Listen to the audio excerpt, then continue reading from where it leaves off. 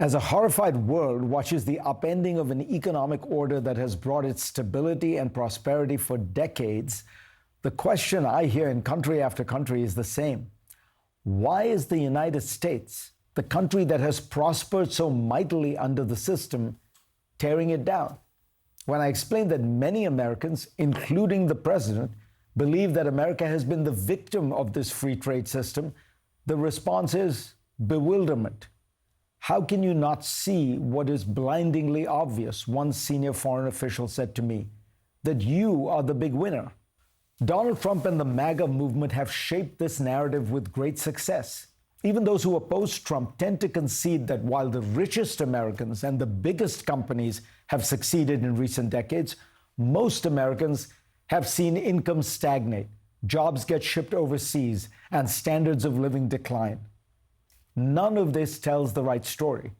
Massive changes in public policy that are transforming the world are being made based on a series of assumptions that are anecdotes, exaggerations, and lies. The basic number to keep in mind is median income. Average income is less revealing because Elon Musk's, Bill Gates's, and Jeff Bezos's incomes raise that average. Median income is the income of the American in the middle of the income distribution. Half the country makes more, half makes less. The OECD's measure of median disposable household income in America was higher than all but one advanced industrial economy as of 2021, higher than Switzerland, Germany, Britain, and Japan. The exception, by the way, is tiny Luxembourg. In fact, America's median income is around double that of Japan. And as Noah Smith points out in an excellent essay, America's median incomes have not been stagnant, as the conventional wisdom tells us. They've been growing briskly over the decades.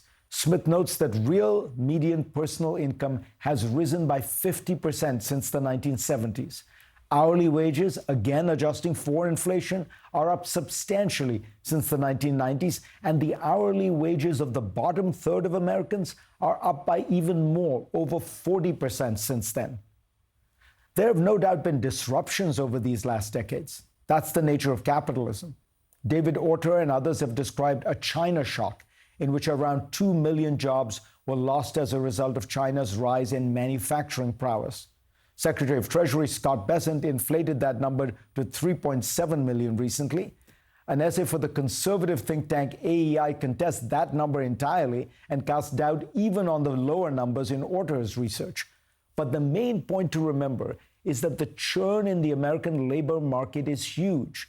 These days, on average, about 30 million Americans in the private sector lose their jobs annually, and a similar number gain jobs every year.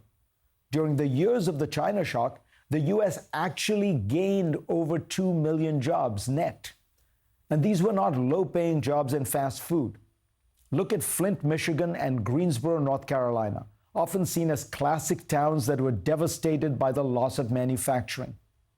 Over the last 2.5 decades, real wage growth for the poorest is up more than 40% in Flint and over 26% in Greensboro. These are not anecdotes.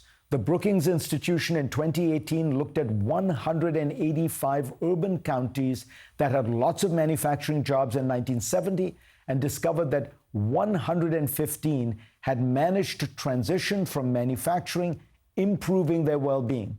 Only 14 counties could still be defined as vulnerable. Remember, unemployment in the U.S. has been close to a 50-year low for more than 3 years now.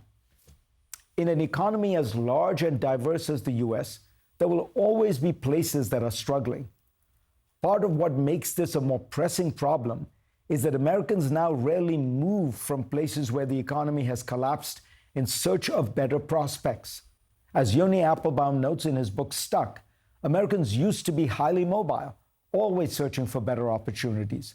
But in recent decades, they have stayed put, hoping that better economic prospects would come to them. Applebaum notes a striking statistic about the 2016 race.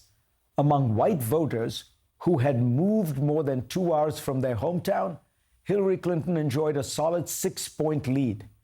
Those living within a 2-hour drive, though, backed Trump by 9 points. And those who had never left their hometowns supported Trump by a remarkable 26 points.